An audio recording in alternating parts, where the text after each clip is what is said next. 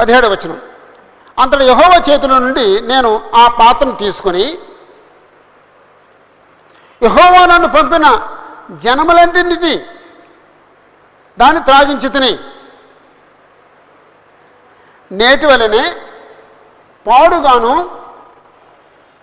నిర్జనముగాను అపహాస్యాస్పదముగాను శాపాస్పదముగాను చేయుటకు యెరూషలేమునకును యూదా పట్టణములకును దాని మహారాజులకును దాని అధిపతులకును త్రాగించితిని. జరిగిపోయిందా? జరగబోతుందండి. త్రాగించితిని.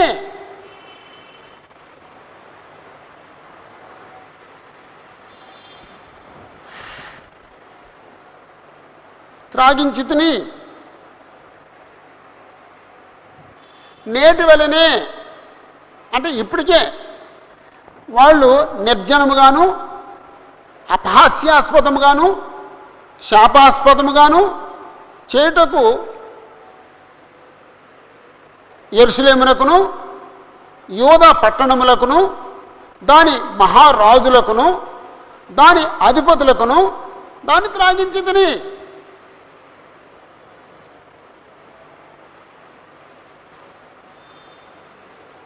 నిర్జనముగా అపహాస్యాస్పదముగా శాపాస్పదంగా అంటే మూడు స్థాయిల్లో వాళ్ళు ఉండేటట్టుగా నలుగురికి దాగించాడండి. యెరూషలేముకి యూదా పట్టణాలకి మహారాజులకి అధిపతులకి.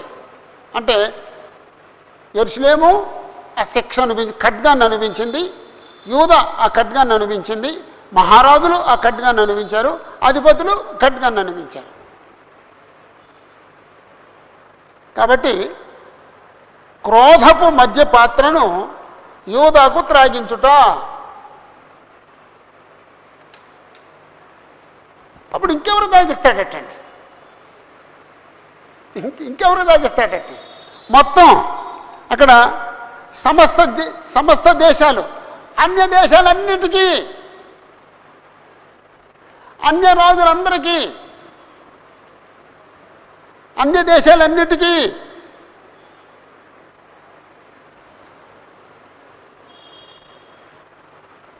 పంతొమ్మిది నుండి 26 వరకు 19 నుండి 26 వరకు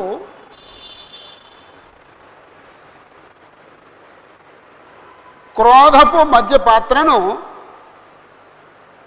త్రాగవలసిన అన్య దేశములు, క్రోధపు మధ్య పాత్రను త్రాగవలసిన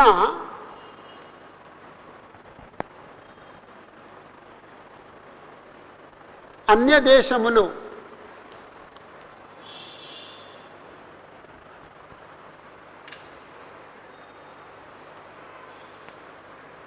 త్రాగవలసిన. యూదా ఏమో త్రాగేసింది, ఈ అన్య దేశాలేమో త్రాగవలసి ఉంది. అలా నేను అనడానికి అక్కడ ఒక వాక్యం ఉంది. ఒకసారి పెన్ తీయండి. పెన్నులు తీసుకున్నా, పెన్నులు రెడీగా ఉన్నాయి కదా.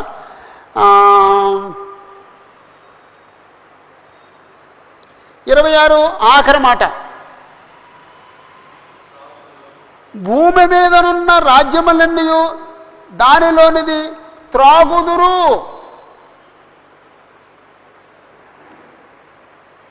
భూమి మీద ఉన్న రాజ్యములన్నీ దానిలోనిది త్రాగుదురు.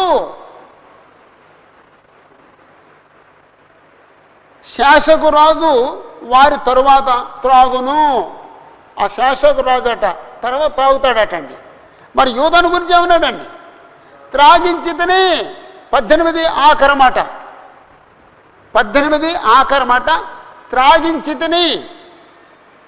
26 ఆఖరి మాట భూమి మీద ఉన్న రాజ్యములన్నీ దానిలోనిది త్రాగుదురు. అందుకు ఇక్కడ ఈ సబ్ హెడ్డింగ్ ఏంటంటే క్రోధపు మధ్య పాత్రను త్రాగవలసిన అన్య దేశములు. అంటే ఖడ్గం ముందు ఎవరి మీదకి వచ్చిందండి? యూదా మీదకి వచ్చిందండి. తర్వాత ఎవరి మీదకి వచ్చిందండి?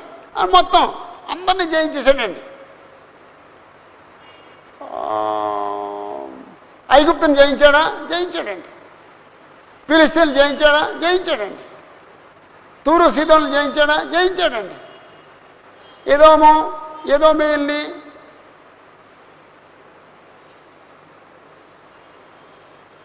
ఎదోమీయుల్ని మిద్యానీయుల్ని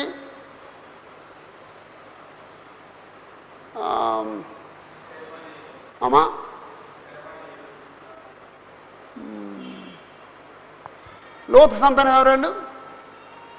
అమ్మోనీయులు మోయాబీయుల్ని జయించాడా? జయించాడండి. అలాగండి మొత్తం అన్నీ జయించాడండి. ఆ లిస్ట్ ఇచ్చాడండి. ఇప్పుడు ఆ లిస్ట్ మనం చదువుతున్నాం.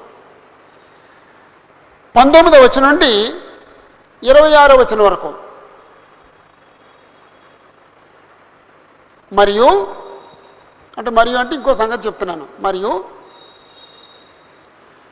ఐగుప్తు రాజైన ఫరోయును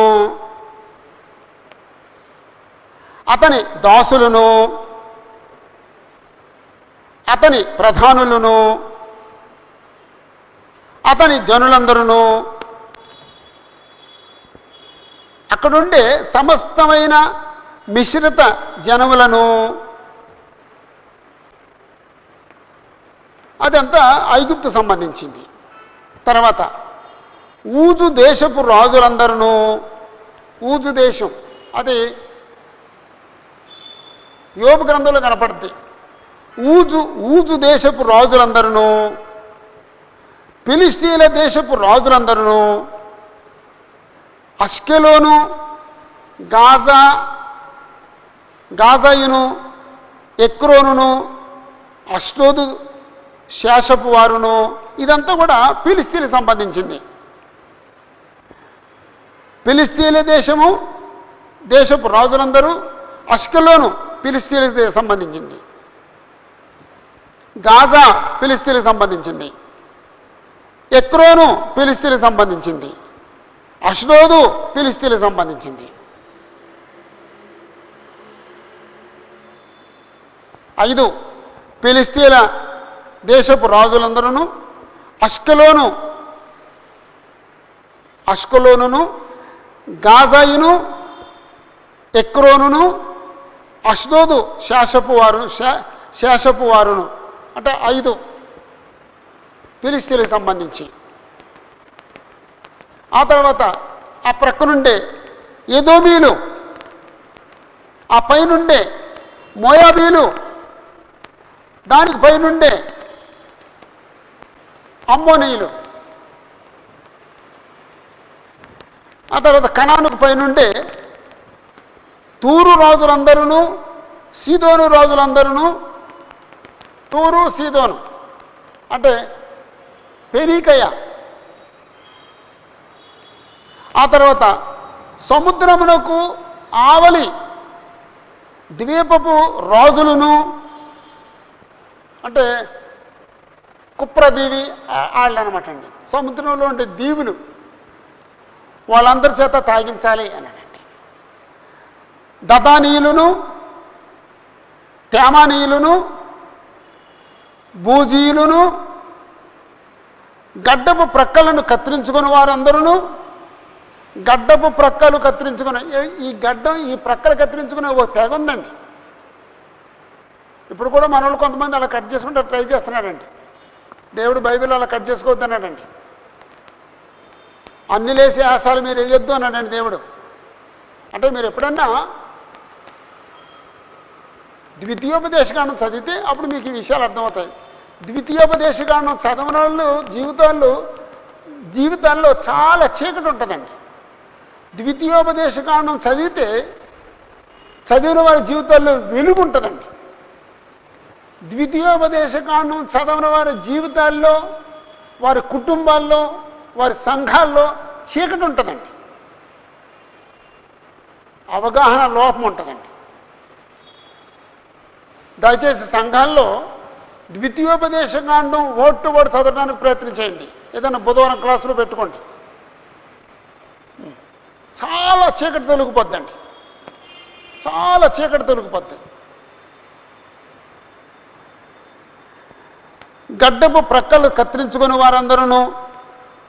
24వ వచనం, అరబీ దేశపు రాజులందరూ, అరణ్యములో నివసించు మిశ్రిత జనముల రాజులందరూ, జిమ్రీ రాజులందరూ, ఏలాము రాజులందరూ, మాదీయుల రాజులందరూ, సమీపమున ఉన్నవారేమి దూరమున ఉన్నవారేమి, ఉత్తర దేశముల రాజులందరూ,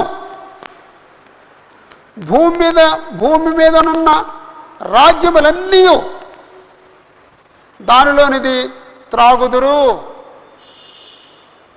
దేశపు రాజులందరూ దాంట్లో తాగుతారు. ఏంటంటే అది ఖడ్గం,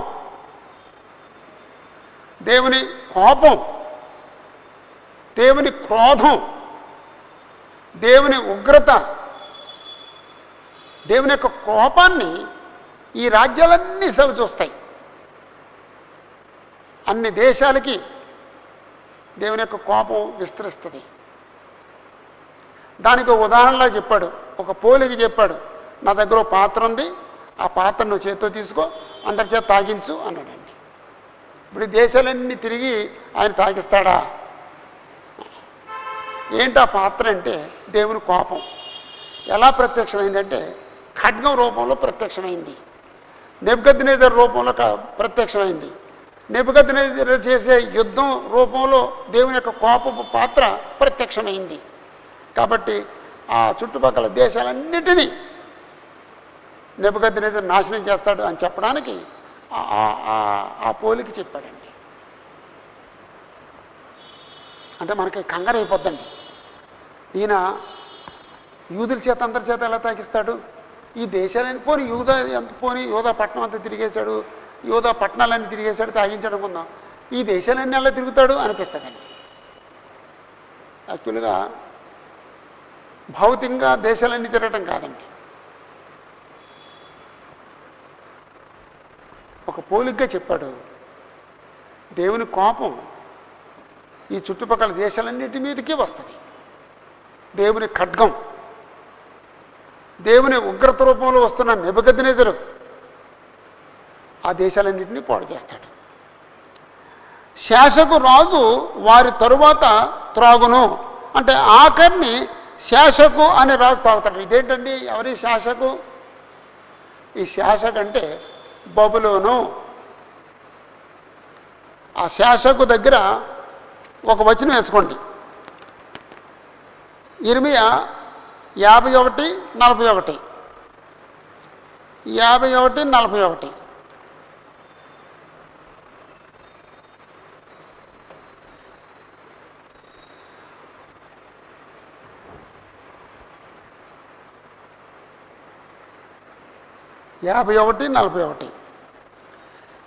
అధ్యాయం దేని గురించి రాయబడిందండి? యెహోవా ఇలాగ సెలవిస్తున్నాడు, ఇదిగో నేను బబులోను మీదికిని దానిలో కాపురము చేసి నాకు విరోధముగా వేసిన వారి మీదికిని ప్రచండమైన వాయువును రప్పించేదను. అంటే బబులోను నాశనాన్ని గురించి మాట్లాడుతున్నాడండి. 51 అధ్యాయం 2వ వచనం, బబులోను నాకు పంపుచున్నాను. 7వ వచనం బబులోను. 8వ వచనం బబులోను. 9వ వచనం బబులోను. 11వ వచనం 2వ లైను బబులోను. 12వ వచనం బబులోను. 12వ వచనంలో 4వ లైను 3వ లైను బబులోను.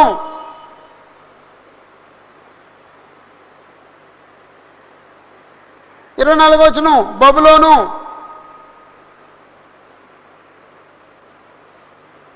29వ వచనం ఆఖరి లైను బబులోను గురించి. 30వ వచనం బబులోను. 33వ వచనం బబులోను కాపురపు చదనము చేయబడిన కళ్ళము వలె ఆయను. 34వ వచనం బబులోను రాజు అయిన నెబుకద్నెజరు. 37 బబులోను. 41 2వ లైను బబులోను.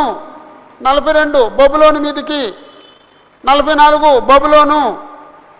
అంటే మొత్తం ఈ అధ్యాయం అంతా దేని గురించి రాయబడిందండి? బబులోను గురించి రాయబడింది. ఇప్పుడు 47 చదువుతున్నాను. 47 వచనం, శేషకు పట్టబడిను, జగత్ ప్రసిద్ధమైన పట్టణము పట్టబడిను.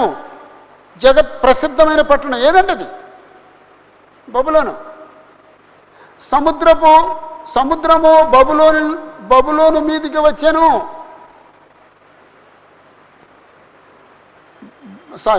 బబులోను జనములకు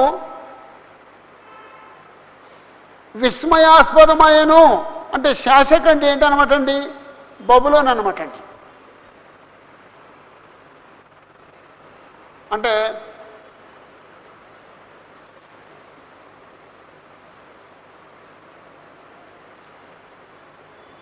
ఒక పట్టణం పేరు రహస్యంగా ఉంచడానికి వేరే పేరుతో పిలుస్తారటండి.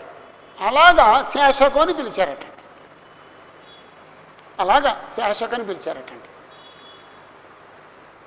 ఓకే, ఇప్పుడు దేవుని యొక్క ఉగ్రతను ఈ దేశాలన్నిటికీ తాగించేది ఎవరండి? శ్రీను, ఈ దేశాలన్నిటికీ దేవుని ఉగ్రతను తాగించేది ఎవరు? ఇర్మియా. అంటే ప్రవక్త ఏమో ఇర్మియా. అసలు ఆ ప్లేస్ల వంటి తాగించేది ఎవరు? లేకపోతే కట్నం ఎవరు? నెబుకద్నెజరు. అంచేత ముందేమో నెబుకద్నెజరు దేవుని ఉగ్రత పాత్రని అందరికీ తాగిస్తాడండి. మరి ఆఖరిని ఎవరు తాగుతాడండి? ఆయన తాగుతాడండి, లేకపోతే బబులోను తాగుద్దండి. అందుకు శాసకు రాజు వారి తరువాత త్రాగును, అందరికి తాగించి ఆఖరిని అతను తాగుతాడండి. శాసకు రాజు, బబులోను రాజు అందరికి తర్వాత, వారి తరువాత త్రాగును.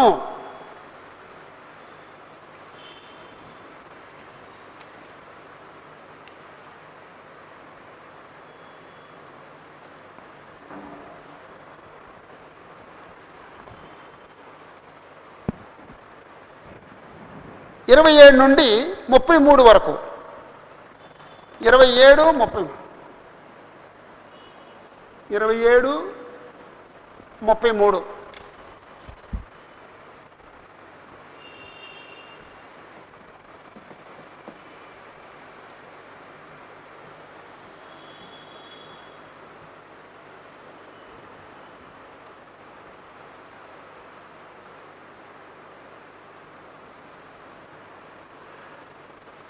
అప్పుడు దేవుడు ఏమన్నాడంటే, ఇప్పుడు క్రోధపు మద్యపాత్రను త్రాగమంటే కొంతమంది మేము త్రాగము అంటారు. వాళ్ళకి ఎలా చెప్పు, అవశ్యంగా మీరు తాగాలి అని చెప్పు. ఇక్కడ 27 చూడండి. 27 కాదు, 28 చూడండి. మేము త్రాగమని వారు నీ చేతిలో నుండి ఆ పాత్రను తీసుకున్నొల్లని ఎడల, మేము త్రాగము అని నీ చేతిలో నుండి ఆ పాత్రను తీసుకోకపోతే, అంటే కొంతమంది త్రాగమంటారన్నమాట అండి. ఎవరికి కావాలండి? ఇప్పుడు శ్రమ ఎవరికి కావాలి? యుద్ధం ఎవరికి కావాలి? ఖడ్గం ఎవరికి కావాలి? చెర ఎవరికి కావాలి? అక్కర్లేదు, మాకొద్దు, మేము తాగం అంటారండి. అప్పుడు చెప్తున్నాడండి దేవుడు, అంటున్నాడు, తీసుకొన నొల్లని ఎడల నీవు వారితో ఇట్లనుము. అంటే మీరు పెన్నతో గుర్తుపెట్టుకోండి.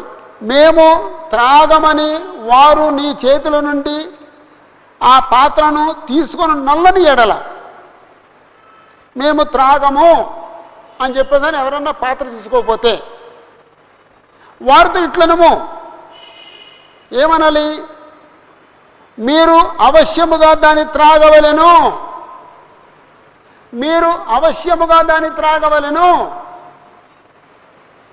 మీరు ఖచ్చితంగా దాన్ని త్రాగాలి అని చెప్పండి. అంతేకాదు, నా పేరు పెట్టబడిన ఆ యెరూషలేము పట్టణాన్నే నేను విడిచిపెట్టలేదు. నా పేరు పెట్టబడిన యూదా జనాంగాన్నే విడిచిపెట్టలేదు. మిమ్మల్ని ఎందుకు విడిచిపెడతాననుకుంటున్నారు మీరు? 29వ వచనం, నా పేరు పెట్టబడిన పట్టణమునకు నేను కీడు చేయ మొదలు పెట్టగా మీకు శిక్ష లేకుండా పోవునా?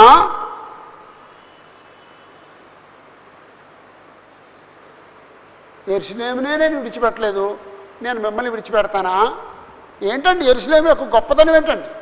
యెహోవా పేరు పెట్టబడిన పట్టణం. ఇశ్రాయేలు గొప్పతనం ఏంటండి? ఇశ్రాయేలు దేవుడని యెహోవా దేవుడే ఇశ్రాయేలు పేరుతో గుర్తింపు పొందుతున్నాడండి. అంత గొప్ప జనాంగం అండి. వాళ్ళు తిరస్కరించినందువల్ల దేవుడు వాళ్ళనే విడిచిపెట్టలేదు. అన్ని జనులైన మిమ్మల్ని విడిచిపెడతాడా? విడిచిపెట్టడు అని చెప్పడానికి ఈ చిన్న పేర రాశాడండి. ఇప్పుడు చదువుదామండి. 27 నుంచి చదువుతాను.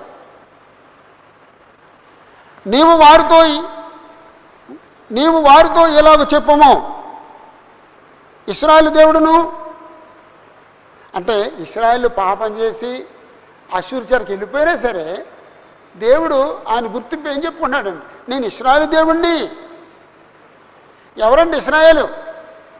యాకోబు. యాకోబు ఎంత గొప్పోడండి, చాలా గొప్పోడండి. యెహోవాను నమ్మిన వ్యక్తి, యెహోవా చేత ఆశీర్వదించబడిన వ్యక్తి. నీవు దేవునితోనూ మనుషులతోనూ పోరాడి గెలిచితివి,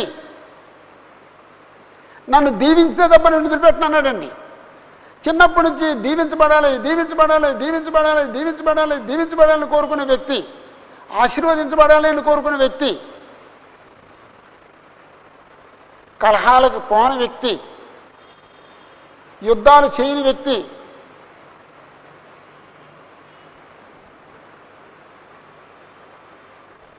తల్లి దగ్గర గుడారంలో సాధువుగా బ్రతికిన వ్యక్తి, చాలా మెత్తని స్వభావం కలవడండి.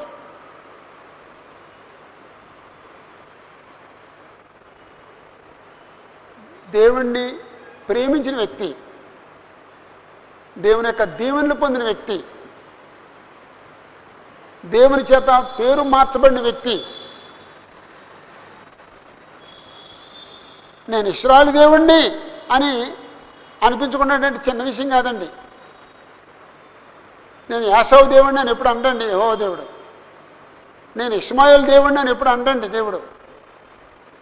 నేను అబ్రహాము దేవుణ్ణి, ఇస్సాకు దేవుణ్ణి, యాకోబు దేవుణ్ణి.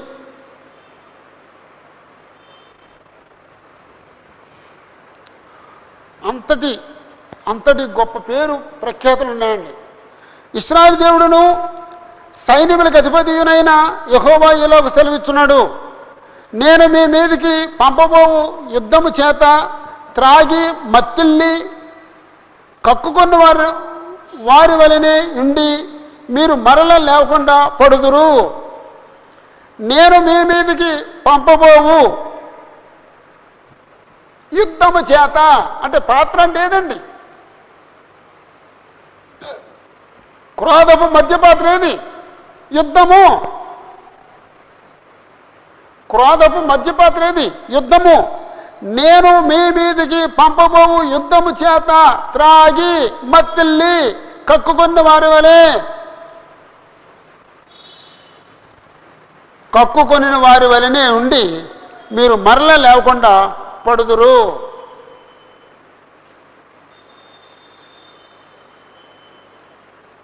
నేను మీ మీదికి పంపబోవు యుద్ధము చేత అంటే ఆ యుద్ధమే క్రోధపు మద్యపు పాత్ర, అది గుర్తుపెట్టుకోండి. తర్వాత మేము త్రాగమని వారు నీ చేతిలోండి ఆ పాత్రను తీసుకొన్నలని ఎడల నీవు వారితో ఇట్లనము, మీరు అవశ్యముగా దాన్ని త్రాగవలెను అని సైన్యములకు అధిపతి యెహోవా సెలవిచ్చున్నాడు. మీరు త్రాగాలి, అవశ్యముగా త్రాగాలి, మీరు తప్పకుండా త్రాగాలి అని దేవుడు సెలవిస్తున్నాడు అన్నాడు.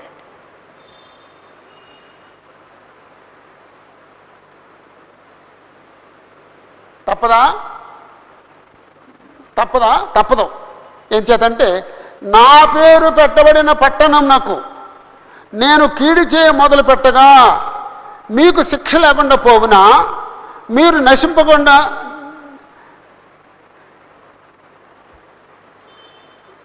మీరు శిక్షింపబడకపోదురా, భూలోక నివాసులందరి మీదకి నా ఖడ్గమును రప్పించుచున్నాను. ఇదే సైన్యములకు అధిపతికు యెహోవా వాక్కు. ఒక్క నిమిషం.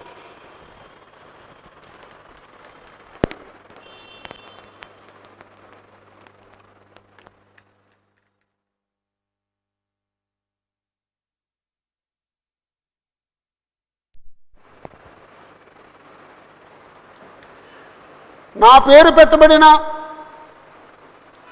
యెరూషలేం పట్టణాన్ని, యూదా జనాంగాన్ని నేను కీడు చేయ మొదలుపెట్టాను. మీకు శిక్ష లేకుండా పోద్దా? మీరు శిక్షింపబడకపోరు, శిక్షింపబడతారు. భూలోక నివాసులందరి మీదకి నేను ఖడ్గాన్ని రప్పిస్తున్నాను. కాబట్టి మేము త్రాగం అంటే కుదరదు, అయిపోయిందండి. ఖచ్చితంగా త్రాగాలి.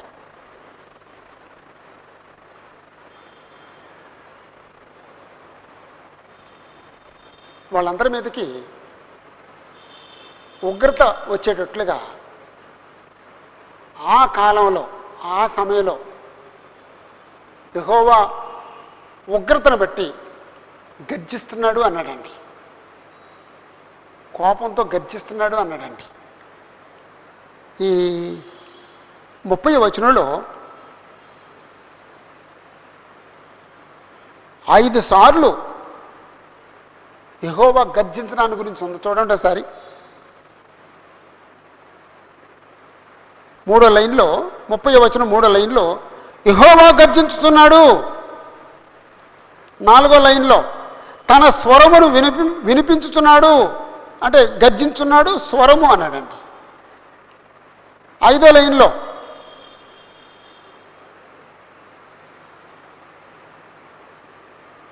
స్థలమునకు విరోధముగా గర్జించుచున్నాడు. 6వ లైన్లో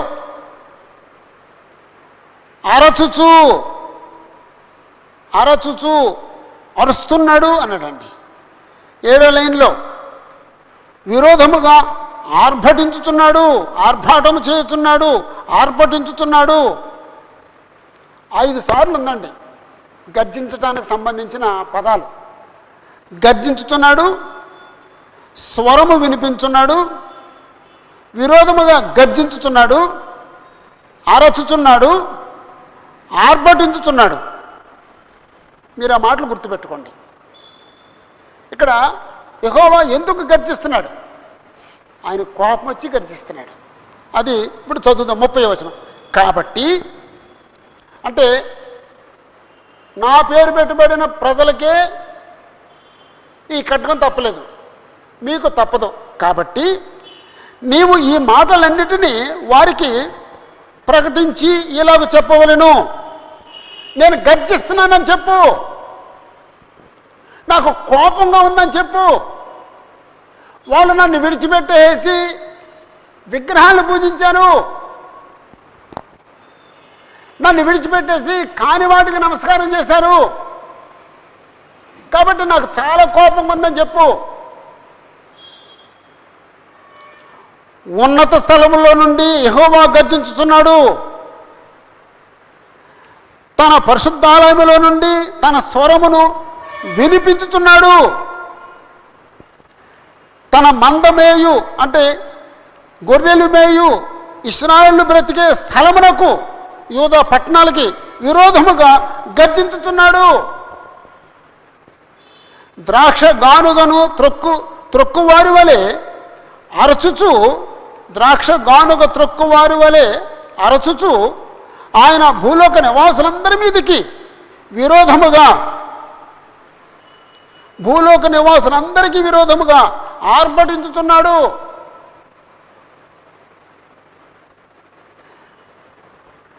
యెహోవా గర్జించున్నాడు అన్నాడు. ఎక్కడి నుంచి? ఉన్నత స్థలముల్లో నుండి. ఎక్కడి నుంచి? తన పరిశుద్ధ ఆలయములో నుండి. ఎవరికి విరుద్ధంగా? తన మందమేయు స్థలములకు విరోధముగా. ఎలాగా? ద్రాక్ష గానుగను త్రొక్కువాని వలె. ఎవరి మీద? ఆయన భూలోక నివాసులందరికీ విరోధముగా, భూలోక నివాసులందరికీ విరోధముగా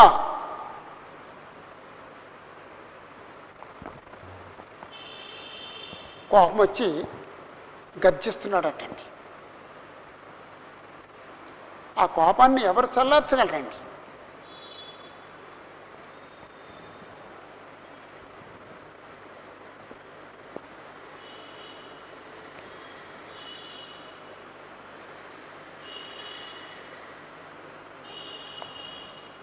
యేసు ప్రభు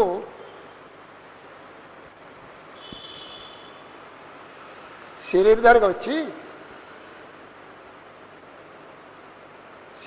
వచ్చి ఆ పాత్రను త్రాగి మనం ఆ పాత్ర త్రాగక్క లేకుండా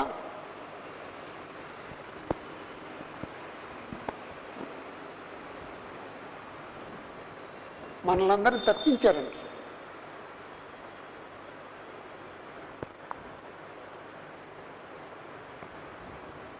యేసు ప్రభు ఆ పాత్ర తాగా తెలుసండి.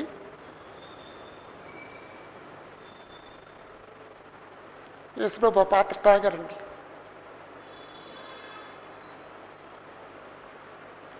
అందుకే మనకు విమోచన వచ్చిందండి. అది మామూలు పాత్ర కాదు. ఆ ఉగ్రత మామూలు ఉగ్రత కాదు, భయంకరమైన ఉగ్రత.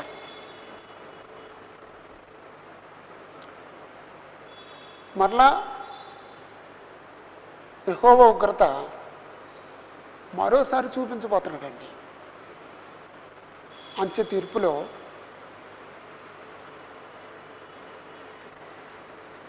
ఆయన్ని ఎరగని వారిని, సువార్తకు లోబడిన వారిని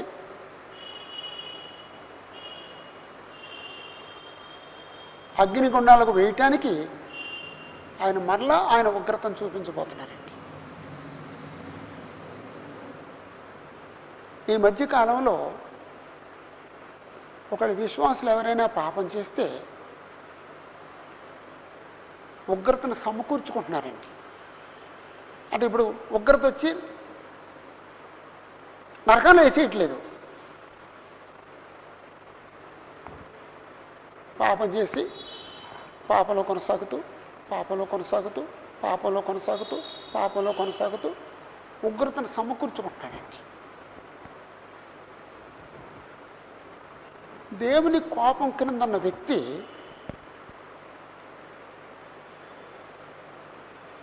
అపవిత్రమైన పనులు చేస్తాడండి. దేవుని కోపం క్రిందన్న వ్యక్తి పరిశుద్ధంగా బ్రతకడండి. అలాంటి సంఘటనలు ఇప్పుడు క్రైస్తవుల జీవితాల్లో కనపడతాయండి.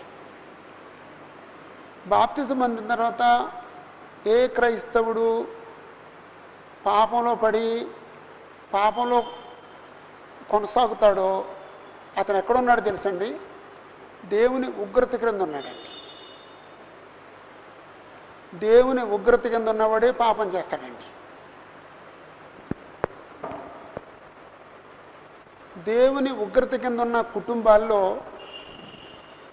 అపవిత్రమైన పనులు జరుగుతాయండి. ఆ ఇంటి యజమాని కానీ యజమానురాలు కానీ వ్యభిచారానికి లోను కావటం,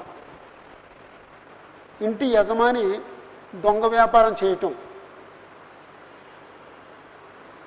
ఆ ఇంట్లో పిల్లలు అపవిత్రంగా జీవించటం, వాళ్ళు ఎవరండి? దేవుని యొక్క ఉగ్రత క్రింద బ్రతుకుతున్న వాళ్ళండి. బాప్తిజం పొందిన తర్వాత, క్రైస్తవులం అయిన తర్వాత ఒకవేళ మన కుటుంబాల్లో మన జీవితాల్లో పాపం సంభవించి పాపం కొనసాగుతుందంటే దాని అర్థం ఏంటంటే దేవుని ఉగ్రత క్రింద మేము ఉన్నాము అని అర్థం అండి. అలాంటి పరిస్థితుల్లో ఎవరైనా వచ్చి, బ్రదరు మీ ఇంట్లో ఇలాంటి కార్యాలు జరుగుతున్నాయి, మీరు దేవుని ఉగ్రత కింద ఉన్నారేమో అని చెప్పేసి అంటే వింటాడండి? వినండి. నువ్వున్నావు, నీ బాబున్నాడు, దేవుని ఉగ్రత మమ్మల్ని ఉన్నామంటావా అంటాడండి. అంచేత ఇది ఒకరు చెప్పేది కాదు, ఎవరికి వాళ్ళమే ఆలోచించవలసింది. నా కుటుంబంలో తండ్రి దేవునికి విరుద్ధంగా ఏమైనా అపవిత్రమైన కార్యాలు జరుగుతున్నాయా? జరుగుతుంటే నేను దేవుని ఉగ్రత కింద ఉన్నాను అని అర్థం అండి. ఒకవేళ ఆ కుటుంబంతో కూడా మారుమనసు పొంది ఉపవాసం ఉండి ప్రార్థన చేయగలిగితే దేవుడు ఆ అపవిత్రతను తొలగిస్తాడు. అపవిత్రను తొలగించి మనల్ని పరిశుద్ధపరుస్తాడు. అప్పుడు దేవుని యొక్క సమాధాన పాత్రని మనం త్రాగి సమాధానంగా బ్రతకగలుగుతాం. కాబట్టి ఈ ఉగ్రత క్రిందకి ఎవ్వరూ వెళ్ళకూడదండి. ఈరోజు మన సహోదరులు చాలామంది చాలా ఫ్రీ అయిపోయారండి. ఎంత ఫ్రీ అయిపోయారంటే నిర్భయంగా అబద్ధం ఆడే స్థితికి వెళ్ళిపోయారండి. అసూయపడే స్థితికి వెళ్ళిపోయారండి. మోసం చేసే స్థితికి వెళ్ళిపోయారండి. అన్యాయం చేసే స్థితికి వెళ్ళిపోయారండి. ఒక సహోదరుని హింసించే స్థితికి వెళ్ళిపోయారండి. వీళ్ళందరూ దేవుని ఉగ్రత కింద ఉన్నారు, జాగ్రత్త. దేవుని ఉగ్రత కింద ఉన్నారు, జాగ్రత్త.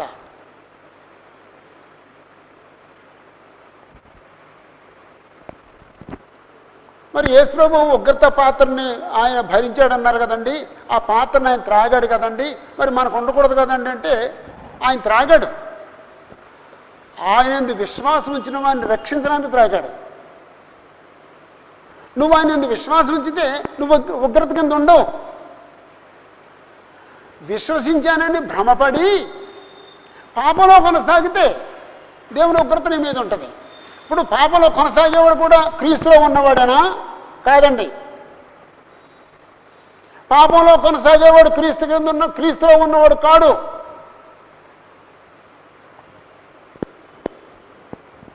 ఒకవేళ మీకు ఇంకా ఏమైనా డౌట్స్ ఉంటే తర్వాత ఫోన్ చేయండి. దయచేసి ఎవరూ దేవుని యొక్క ఉగ్రత కింద బ్రతకూడదు. ఎవరూ దేవుని యొక్క ఉగ్రత కింద బ్రతకూడదు. క్రీస్తులో ఉండి, క్రీస్తు శరీరంలో ఒక అవయంగా ఉండి సమాధానం కలిగి బ్రతుకుదాం. దేవుడితో సమాధానం కలిగి బ్రతుకుదాం. ఓకే, కొంచెం ముందుకెళ్ళిపోదామండి.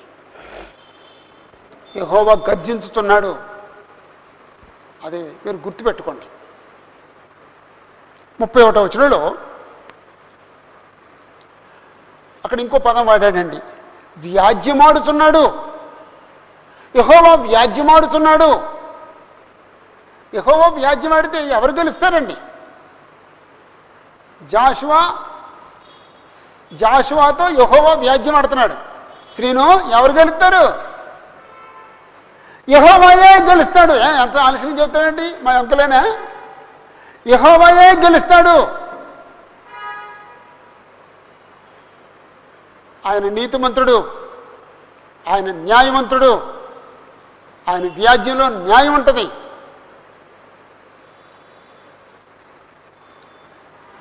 భూమ్యాంతం వరకు సందడి వినబడుతున్నది. భూమ్యాంతం వరకు సందడి వినబడుతున్నది. యెహోవా జనములతో వ్యాజ్యమాడుతున్నాడు. యెహోవా దేవుడు జనాలతో వ్యాజ్యమాడుతున్నాడు. శరీరులందరితో ఆయన వ్యాజ్యమాడుతున్నాడు. ఆయన దుష్టులను ఖడ్గమునకు అప్పగించుతున్నాడు. ఇదే యెహోవాకు. అప్పుడు అక్కడ సందడి అంటే ఏం సందడి అండి? సంభ్రమపు సందడా? సంహారపు సందడా? సంహారపు సందడి, సంభ్రమం కాదండి. యెహోవా జనములతో వ్యాజ్యమాడుతున్నాడు. శరీరులందరితో ఆయన వ్యాజ్యమాడుతున్నాడు. ఆయన దుష్టులను ఖడ్గమునకు అప్పగించుతున్నాడు. రోమపత్రికలో ఆ మాట ఉందండి, నువ్వు వ్యాజ్యమైనప్పుడు నువ్వు నీతిమంతుడిగా ఆగబడినట్లును అనే మాట ఉంటుందండి. ఎక్కడ జీవన్ వచనం చెప్పు.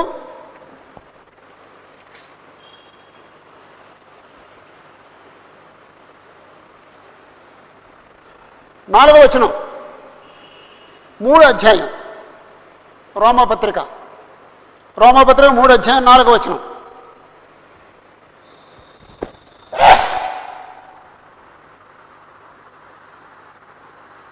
నీ మాటలలో నీవు నీతిమంతుడుగా తీర్చబడినట్లును నీవు వ్యాజ్యమాడినప్పుడు గెలుచున్నట్లును అని వ్రాయబడిన ప్రకారము ప్రతి మనుషుడును అబద్ధుడును కానీ దేవుడు సత్యవంతుడు కాకతీరడు.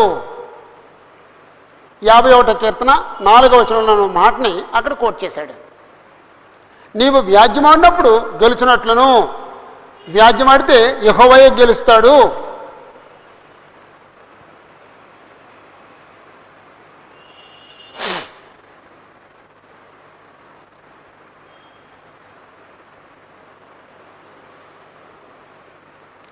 ముప్పై 32వ వచనం. సైన్యములకు అధిపతి అగు యెహోవా ఏలోక సెలవిస్తున్నాడు, జనము నుండి జనమునకు కీడు వ్యాపించుతున్నది. అంటే యెహోవా ఉగ్రత ఎక్కడైతే ఉందో అక్కడ ఏం జరుగుతుందటండి, జనము నుండి జనమునకు కీడు వ్యాపిస్తుంది. జనాన్ని నుండి జనానికి, జనాన్ని నుండి జనానికి, జనాన్ని నుండి జనానికి కీడు వ్యాపిస్తుంది. అబ్బా ఇప్పుడు సరిగ్గా సరిపోద్దండి. ఒక జనం నుండి ఓ దేశం నుంచి ఇంకో దేశానికి, ఓ పట్టణం నుంచి ఇంకో పట్టణానికి, ఒక ఒక ఒక ప్రదేశం నుంచి ఇంకో ప్రదేశానికి కరోనా వ్యాపించున్నది. ఆ కీడు దగ్గర కరోనా పెట్టుకుంటే సరిగ్గా సరిపోయేటట్టు ఉందండి. ఏదో దేశాన్ని నుంచి ఇంకో దేశానికి వచ్చేసిందండి ఫ్లైట్లో, ఓ పట్టణం నుంచి ఇంకో పట్టణానికి వచ్చేసింది ట్రైన్లో బస్సుల్లో, ఓ ప్రదేశం నుంచి ఇంకో ప్రదేశానికి వెళ్ళిపోయింది మనుషుల ద్వారా, ఒక ఇంట్లో నుంచి ఇంకొక ఇంట్లోకి వెళ్ళిపోయింది మనుషుల ద్వారా. జనము నుండి జనమునకు కీడు వ్యాపించుతున్నది. భూదిగంతముల నుండి గొప్ప తుఫాను బయలువెళ్ళుతున్నది. ముందు కీడు అన్నాడండి, తర్వాత తుఫాను అన్నాడండి. ఆ దినమున యెహోవా చేత హతులైన వారు ఈ దేశం యొక్క ఈ దిశ నుండి ఆ దిశ వరకు కనబడతారు. కీడు జనం నుండి జనానికి వ్యాపిస్తుంది. తుఫాను భూదిగంతముల నుండి గొప్ప తుఫాను బయలుదేరి వెళుతుంది. ఆ దినమున అంటే యెహోవా ఖడ్గం వచ్చిన దినమున యెహోవా చేత హతులైన వారు ఈ దేశం యొక్క దేశంలో ఈ దిశ నుండి ఆ దిశ వరకు కనపడతారు. ఆ హతులైన వారి పరిస్థితి గురించి చూడండి. హతులైన వారి పరిస్థితి 1, ఎవరునూ వారిని గురించి అంగలార్చరు. ఎవరునూ వారిని గురించి అంగలార్చరు. ఏం చేద్దండి, ఎంతమంది గురించి ఏడుస్తారు? ఇప్పుడు ఒక పిల్లోడు చచ్చిపోతే ఏడుస్తారు, 10 మంది పిల్లోడు చచ్చిపోతే ఏం చేస్తారండి? అలా ఉండిపోతారు అంతేనండి. ఏడవరం, ఏడవడానికి మనుషులు ఉండరు. ఉన్నా ఎవరి కోసం ఏడుస్తారండి? ఎంతమంది కోసం ఏడుస్తారండి? అంగలార్చరు. వారిని సమకూర్చరు.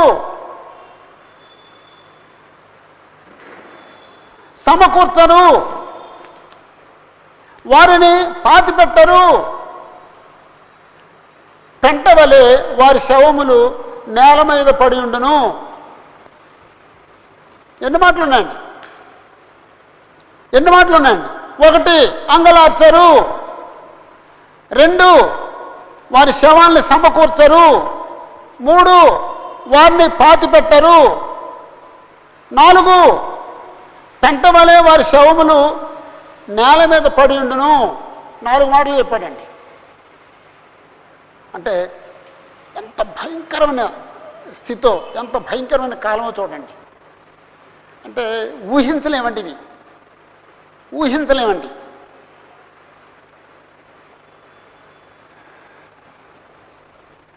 యెహోవా కోప కారణంగా వచ్చిన కరోనా సమయంలో కూడా ఇలాంటి పరిస్థితి కనపడుతుందండి. కరోనా యెహోవా కోపం వల్ల వచ్చింది. మరి ఎప్పుడు పోద్ది ఈ కరోనా? మనం మారు మనసు పొందితే పోద్ది. మనం పాపం చేయడం మానేస్తే పోద్ది. ఇంతవరకు జీవించిన జీవితాన్ని విడిచిపెడితే పోద్ది.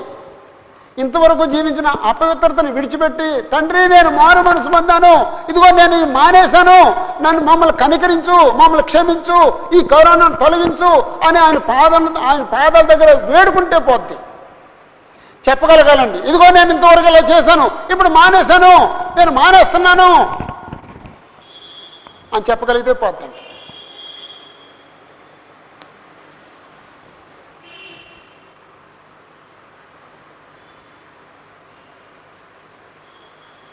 ముప్పై 34 నుండి 38 వరకు, 34 నుండి 38 వరకు, 27, 30 రాలేదు కదా, 27, 33. క్రోధపు మద్యమును త్రాగమన్న వారితో, క్రోధపు మద్యమును త్రాగమన్న వారితో, త్రాగము అనిన వారితో, త్రాగమన్న వారితో అవశ్యముగా త్రాగవలనని చెప్పవలెను. అవశ్యముగా త్రాగవలెనని చెప్పవలెను.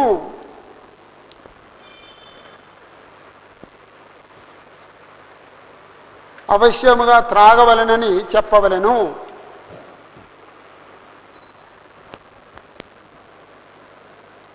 34, 38. 34, 38. శ్రీనిబాబు గారు, ఈ చిన్న పేరాలో తరచున్న మాట ఏంటండి? మీరు చెప్పలేరులేండి, అమ్మాయి చెప్పు చూడండి. చెప్పమ్మా, చెప్పు. తరచున్న మాట అంతే. కాపరులారా, మంద కాపరులారా, ఎన్నిసార్లు ఉందండి? 6 సార్లు ఉందండి. మంద కాపరులారా అనే మాట 6 సార్లు ఉందండి. 34 వచనం మంద కాపరులారా. తర్వాత లైన్లో మందలోని ప్రధానులారా. 35 మంద కాపరులకు. రెండో లైన్లో మందలోని శ్రేష్టమైన వాటికి. 36 మంద కాపరుల మొర్ర వినబడుతున్నది. 36 రెండో లైను మందలోని ప్రధానుల గోల వినబడుతున్నది. ఎన్నిసార్లు వచ్చిందండి? 6 సార్లు వచ్చిందండి. మీరు పెన్నుతో ఆ గీతలు గీయండి. 6 సార్లు వచ్చింది. రైట్. మంద కాపర్ల గురించి ఉంది. అంటే మంద కాపర్లు గురించి మంచి ఉందా, చెడు ఉందా? లేకపోతే వాళ్ళు ఆశీర్వదించబడతారా అని ఉందా, వాళ్ళు శపించబడతారని ఉందా? వాళ్ళ గురించి చెడ్డ మాటలు ఉన్నాయా, మంచి మాటలు ఉన్నాయా? చెడ్డ మాటలు ఉన్నాయండి. ఏంటంటే చెడ్డ మాటలు, గోలలెత్తుడి అంటే ఆనందించండి అంటలేదండి, గోలెత్తండి, బొర్రబెట్టుడి, బూడిద జల్లుకొనుడి, మరణమునందునికై దినములు పూర్తి ఆయను, చెదరగొట్టెదను, పడుదురు, ఆశ్రయస్థలము లేకపోవును, రక్షణ దొరకకపోవును, మొర్ర వినబడుతున్నది, గోల వినబడుతున్నది, మేత భూమిని పాడు చేసి ఉన్నాను, యెహోవా కోపాగ్ని చేత పాడయ్యను. 38:2 పాడు కాగా. ఎన్ని మాటలు ఉన్నాయండి? ఈ మాటలన్నింటిలో ఏదైనా మంచి మాట ఉందండి వాళ్ళ గురించి? లేదండి, మంచి మాట లేదండి. అన్నీ చెడ్డ మాటలేనండి. అన్నీ కీడును చూపించే మాటలేనండి.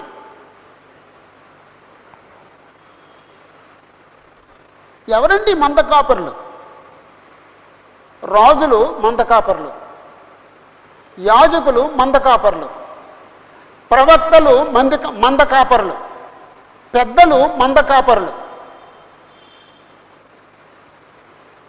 వాళ్ళు మందకాపరులు. అచ్చేత మందకాపరులకు శ్రమ అని చెప్పేసి అన్నాడంటే వాళ్ళు ఏం చేశారన్నమాట అండి, మందని సరిగ్గా కాయలేదన్నమాట అండి. మందన సరిగ్గా కాయలేదండి. అంచేత వారికి కీడు రాబోతుంది, మంద కాపర్లకి కీడు రాబోతుంది. మంద కాపరులకి నేను తీర్పు తీర్చబోతున్నాను అని చెప్తున్నాడండి దేవుడు. ఇప్పుడు చదువుదామండి. మంద కాపరులారా గోల ఎత్తుడి అంటే గోల చెయ్యండి అంటే వచ్చే కలుగుతున్న శ్రమను బట్టి, అనుభవిస్తున్న శ్రమను బట్టి ఏడవండి, మొర్రపెట్టుడి. మంద అంటేనేమో యూదులు. మందలోని ప్రధానులారా బూడిద జల్లుకొనుడి. బూడిదలో కూర్చుని గోనె పట్ట కట్టుకుని బూడిదలో కూర్చుని బూడిద జల్లుకోండి. ఎందుకు? మీకు శ్రమ వచ్చింది, ఖడ్గం వచ్చింది. మీరు మరణమునందుటకై దినములు పూర్తి అయ్యను. మరణశిక్ష విధించారు. ఓ 20 డేస్లో మరణశిక్ష అన్నారు. 1, 2, 3, 4 రోజులు అయిపోతున్నాయి. 19 వచ్చేసింది. ఇక దినములు పూర్తి అయ్యాను.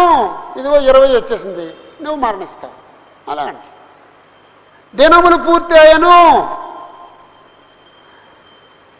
నేను మిమ్మల్ని చెదరగొట్టేదను. ఇశ్రాయేలు అందరినీ చెదరగొడతాను, మంద కాపర్లు కూడా నేను చెదరగొడతాను. రాజులు కూడా చెరకెళ్ళారు. రమ్యమైన పాత్ర వల్లే మీరు పడుదురు లేకపోతే పగులుదురు. ఒక అందమైన పాత్ర ఉంది, దాన్ని నేల మీద వేసి కొడితే పగిలిపోద్దండి. అలాగే అందమైన రమ్యమైన పాత్ర వలె మీరు పడుదురు, నేల మీద పడతారు, పగిలిపోతారు, ఉపయోగం కాకుండా పోతారు. మంద కాపర్లకు ఆశ్రయ స్థలము లేకపోవును. ఒకవేళ దేవుడు నాకేమన్నా ఆశ్రయం ఇస్తాడు అని చెప్పేసి అంటే ఆశ్రయ స్థలము లేకపోవును. మందలోని శ్రేష్టమైన వాటికి రక్షణ దొరకకపోవును. రక్షణ దొరకదు. ఆలకించుడి, మంద కాపురుల మొర వినపడుతున్నది. వాళ్ళకి శ్రమ వచ్చింది, ఇప్పుడు మొర పెడుతున్నారు, వినపడుతుంది. వాళ్ళ అరుపులు వినపడుతున్నాయి, వాళ్ళ గోల వినపడుతుంది, వాళ్ళ మొర వినపడుతుంది. మందలోని ప్రధానుల గోల వినపడుతున్నది. యెహోవా వారి మేత భూమిని పాడు చేసి ఉన్నాడు. అంటే మేత భూమిని అని చెప్పేసి అంటే యూదా పట్టణాలని, వాళ్ళు నివసించే పట్టణాలని దేవుడు పాడు చేశాడు. నెమ్మది గల మేత స్థలములు యెహోవా కోపాగ్ని చేత పాడాయను. నెమ్మది గల మేత స్థలములు, యాక్చువల్గా యూదా దేశం అంటే యెహోవా చేత పరిపాలించబడే దేశం, నీతి న్యాయాలు ఉండే దేశం, సమాధానం ఉండే దేశం, నెమ్మది ఉండే దేశం. ఆ నెమ్మది గల దేశం ఏమైపోయిందటండి? యెహోవా కోపాగ్ని చేత పాడాయను. యెహోవా కోపాగ్ని చేత పాడాయను. క్రూరమైన ఖడ్గము చేత, అంటే ఇంతకుముందు ఉగ్గత పాత్ర అనుకున్నామండి, అది ఖడ్గం అనుకున్నామండి. అది ఎలాంటి ఖడ్గం అంటే క్రూరమైన ఖడ్గం. క్రూరమైన ఖడ్గము చేతను ఆయన కోపాగ్ని చేతను వారి దేశము పాడు కాగా సింహము తన మరుగును విడిచినట్లు ఆయన తన మరుగును విడిచెను. యెహోవా దేవుడు సింహం వలె బయటకు వచ్చెను. సింహము తన మరుగును విడిచినట్లు ఆయన తన మరుగును విడిచెను.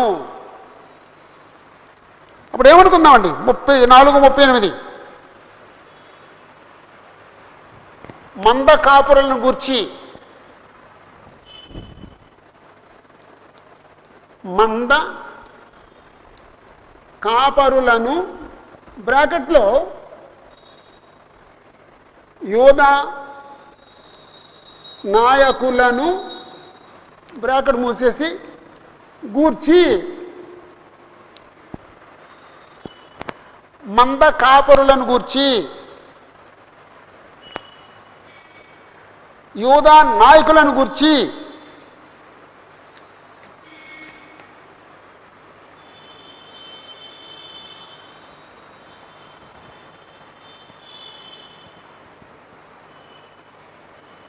ఓకే.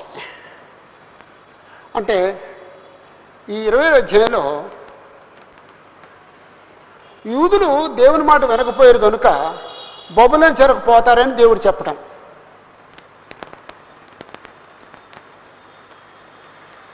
70 సంవత్సరాల తర్వాత బబులోను శిక్ష విధిస్తానని దేవుడు చెప్పటం, 1533లో జనములన్నిటికీ అన్ని దేశాలని నాశనం చేస్తానని లేక శిక్ష విధిస్తానని దేవుడు చెప్పటం, 34-38లో మంద కాపురులకు శిక్ష విధిస్తానని చెప్పటం. ఇప్పుడు అధ్యాయం అంతండి ఏమాడుతూ గుర్తించుకుందాం? ఇక్కడ ఉన్న అంటే ఈ అధ్యాయంలో ఉన్న ప్రత్యేకమైన సంగతి ఏంటి? 70 సంవత్సరాలు చెరకు వెళ్తారని చెప్పడం, అది ప్రత్యేకమైన సంగతి. యూదులు 70 సంవత్సరములు బబులోను చెరలో ఉందిరని ముందుగానే చెప్పుట.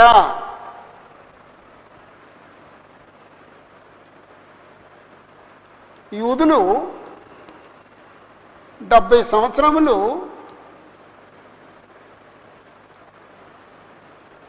బబులోను చెరలో ఉందిరని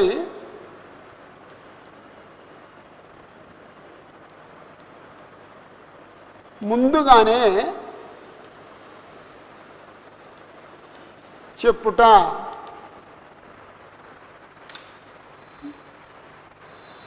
యూదులు 70 సంవత్సరములు బబులోను చెరలో ఉందిరని ముందుగానే చెప్పుట. బబులోను చెరలో ఉందిరని ముందుగానే చెప్పుట.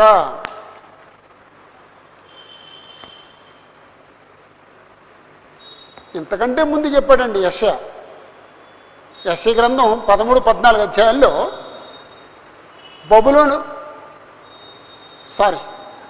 బబులోను చెర అయిపోయిన తర్వాత బబులోనీలకు శిక్ష విధిస్తానన్న సంగతి అంతకుముందే చెప్పాడండి దేవుడు.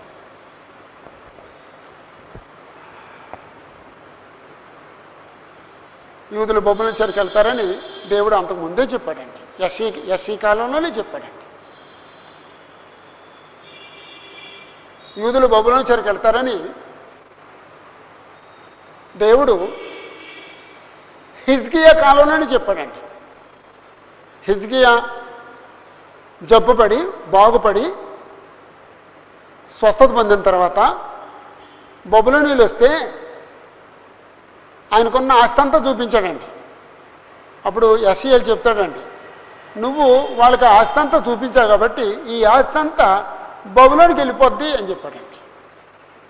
ఇంతకు ముందే చెప్పారండి బబులోను చెరకు వెళ్తారనే సంగతి, బబులోను నుంచి వస్తారనే సంగతి అంతకు ముందే చెప్పారండి. ఇదండి బైబిలు గొప్ప గ్రంథం అండి, మహాగ్రంథం అండి. అన్ని ప్రవచనాలేనండి, అన్నీ నెరవేర్పులేనండి, గాలి మాటలు కాదండి. దేవుడు అలాంటి గ్రంథాన్ని మనకి ఇచ్చాడు. మనం కొనుక్కున్నాం, మన ఇంట్లో ఉంది, మనం చదువుదాం. చదువుదాం, నేర్చుకుందాం.